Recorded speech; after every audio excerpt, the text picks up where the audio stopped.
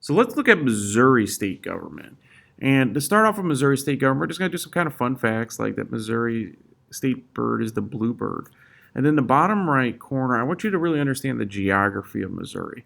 Missouri has a very interesting geography. Actually, I had a governor speak to me when I was in graduate school. A former governor named Bob Holden taught at my grad school, and he came in and spoke to us. And he really said that Missouri is an interesting state. It's really hard to unify because it has so many different geography and groups of people that kind of culturally separate. And he kind of explained the state very well to me, and I remember this. That he said that look, in the northern part of the state, that orange area, that's really plains. And if you drive north, it's pretty flat. Like if you go north of Columbia, Missouri, it just goes flat. And that's from the glaciers dragging across the land and kind of smoothing out things to create the Great Plains. And to the south, in that green area to the southwest of us, is the Ozarks, which are some of the oldest mountains in the world. And that's why they're so small, because they've worn down with erosion over time to get to that point. And then you could see that it's very hilly also still in that blue area by Kansas City where it kind of meets the plains and the hills. Then that purple or pinkish area is the southeast Missouri, which honestly over 100 years ago that was swampland or wetlands. And there was alligators in Missouri, and a lot of people don't know that. And they drained most of the land. There's a little bit of wetland still left, so that they could actually pick cotton, because cotton was king. And this is after the Civil War and slavery had ended. And a lot of those former slaves and poor farmers from the South came up to southeast Missouri, and they would do sharecropping, which is they would pick cotton for a small share of the cotton so they could sell for their own or grow some food just to take care of themselves and feed their families. And that's actually still today, southeast Missouri is still one of the poorest areas in the country, in America. And then the yellow area is St. Louis, which is a river valley. And actually, it's really good to grow. Good soil if you want to grow food, fruits, and vegetables. That's why if you go to Soulard, we have a lot of options on what foods you can buy growing locally. But also, there's other consequences like, yes, allergies aren't as good if you're in a river valley. And you have a lot of moss and mold growing. And termites are a problem in the area. You got to be ready for. But it's also very beautiful. If you go to the other side of the river, you can see the hills and go to Cahokia Mounds and just see the shape of St. Louis and the region. Now, we do want to look at the ideas of our history and our motto. So the Missouri state motto is Salus Populi Suprema Lexi Esto. And I know I don't have the best Latin, but I believe I'm saying it mostly correctly. And that means let the welfare of the people be the supreme law. So again, this is this idea of popular sovereignty, that the power of law in Missouri comes from the people themselves. We give the power to them. And a couple of parts we need to understand that are represented in our seal of Missouri. The Great Seal is the second sun in the seal, represents the fact of the crescent moon, is the fact that Missouri is the second state west of the Mississippi. And if you guys want to guess, what do you think is the first state west of the Mississippi? And I think the kind of obvious answer is Louisiana, because it's the Louisiana Purchase. And then Missouri forms next. And a lot of that's because of St. Louis and St. Genevieve and Hannibal. And these areas were populated for fur trapping. And then people were coming here there's some good farmland as well. And then you can see those kind of the clouds in the skies. And then you see that there's these stars in the skies, and that represents that Missouri is the 24th state. It's the 24th state in the Union. We're the 24th to actually be added to Missouri, and we came into the country, or came into in America in 1821. So we weren't too long after the United States. The Constitution was passed in 1788, but we also weren't the first state. It was another, over 30 years before we came into the Union. Now let's look at the executive branch.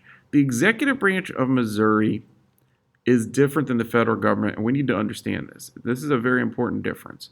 We elect our executive branch members individually. So in Missouri, we honestly have more democracy, and it's meant that way on purpose. So we have more power to vote over our officials in Missouri than the federal government. And in the executive branch of the federal government, when you elect the president of the United States, that's it. the vice president comes with them. It's a package deal. And then they choose their cabinet, right? And they take it to the Senate, and the Senate has to confirm it. In Missouri, that's not the case. In Missouri, we elect all the cabinet officials in the executive branch individually. So it is interesting. You can have Democrats and Republican mix, and we're going to find there's not too much mix right now, but there is a mix. Not everybody is a Republican.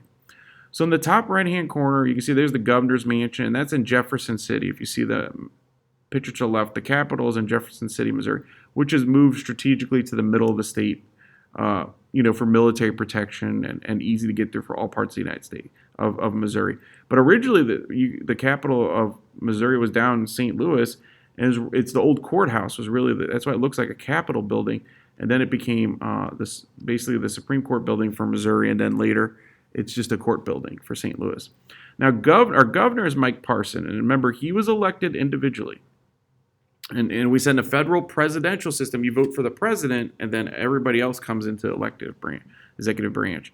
Where in our government, he is the governor, but he doesn't necessarily have power over all the other executive branch areas, and we're going to talk about that. He is won the gubernatorial, and it's called gubernatorial race. Governor, it sounds weird because you talk about governor, but they'll say, oh, the gubernatorial national election is this idea that that he was elected separate from the General Assembly. And we'll learn that the General Assembly is the legislative branch. So he's elected like the president, separate from Congress.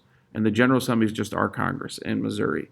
Now, one power that he has that the President of the United States does not have is the line item veto. And that's really important because we talk about line item vetoes.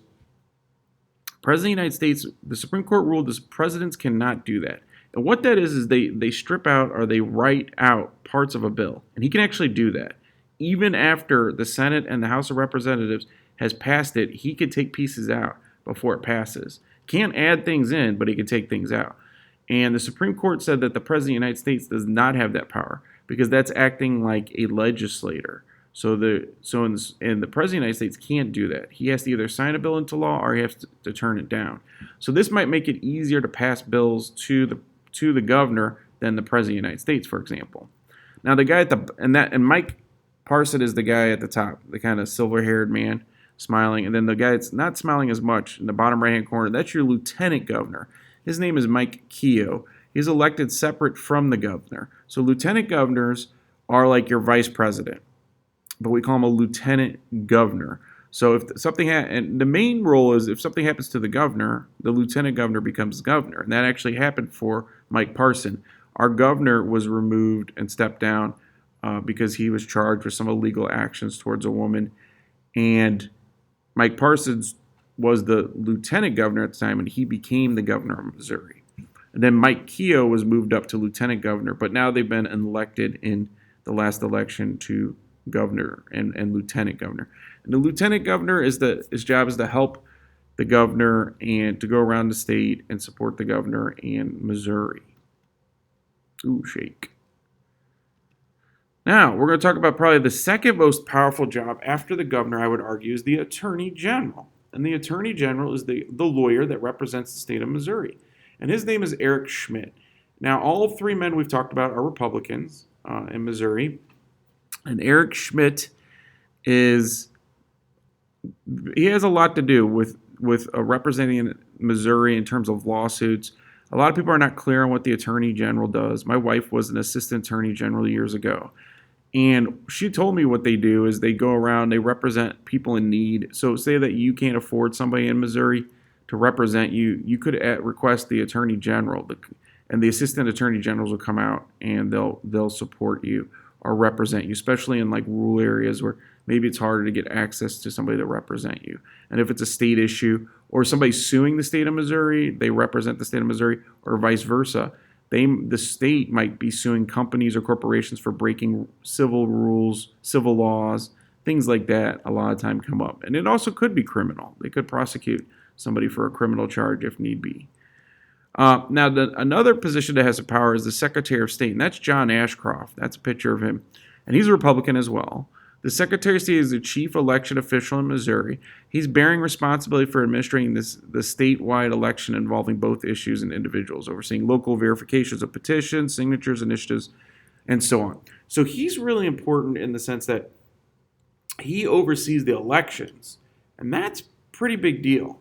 So he's the guy that makes sure our elections run smoothly, and also you want a good person in charge of your elections to make sure your elections are fair and valid, right? Because we want to make sure that we elect people fairly and that all people represent the state of Missouri. So that's his job. Also, if you want to do what's called an initiative, so again, initiative is something initiated by people in Missouri that you have to get 120,000 signatures in 3 counties. So you have to go to 3 different counties. So like St. Louis City would be considered a county. So you'd have to go St. Louis City, St. Louis County, and St. Charles, and you'd have to get a total of 120 signatures. And then you could put what's called an initiative onto the ballot. And an initiative is what you do is you put that before the voters to amend the Constitution of Missouri. So again, I would argue this gives a lot more democracy in Missouri. We can actually amend and create amendments to the Constitution of Missouri. In the United States, you can't do that at all. In the United States, it's a republic, purely republic, so you only vote for people to represent you, and they have to choose to amend the Constitution. And that's probably why it's only been amended 27 times. We're looking at our 28th now. However, in Missouri, there's lots of amendments, and we've had many amendments I've voted for or against over the years, and you will too. And you have to pay attention to make sure you read those because the wording can be tricky, but it should tell you the cost and things like that, and what it's going to do in the state of Missouri. Now, another executive position is Scott Fitzpatrick. He's the state treasurer, and Missouri is statewide elected official responsible for serving Missouri's chief financial officer. So he's in charge of watching the treasury and our spending and the money coming in, the money coming out based on taxes, where it's going, and making sure the checks are paid and everything is going smoothly. And that the budget, he has to notify the governor that, hey, we're going to have a deficit or we're going to have a surplus, we're going to have more money than we need, things like that. A very important position also is the state auditor. And everybody up until this point has been a Republican. Our state auditor, however, Nicole Galloway, is actually a Democrat. She's the only Democrat. She's also the only female in the executive branch. And a state auditor determines if tax dollars are being spent efficiently, economically and legally, and how well public funds are protected from potential fraud or abuse.